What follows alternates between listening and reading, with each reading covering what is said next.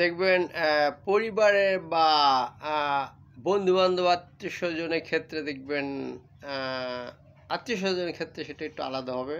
কিন্তু দেখবেন পেচ্ছাব, পায়খানা এবং বায়ু এখান থেকেই ভালো-মন্দ পরীক্ষা কিন্তু ইসলামেই করা হয়েছে দেখেন। অর্থাৎ ঘরে যদি মনে করেন যে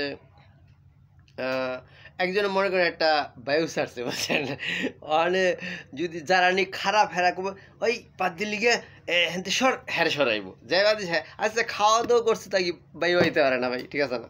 খাওয়া দাওয়া করলে আপনারা হ্যাঁ না ভাই, আপনি প্রস্তাব পাখায় না। পৃথিবী মানলে পৃথিবী তার আমরা মানছি, পৃথিবী তো প্রস্তাব পাখায় না, বায়ু এটা আইব মাইনা আমরা আইছি না দেখেন। অর্থাৎ গন্ধফল খাইছি কিন্তু প্রস্তাব পাখায় না বায়ু আইব দিকে গন্ধফল খাই পৃথিবীতে আমরা মাইনা আইছি দেখেন।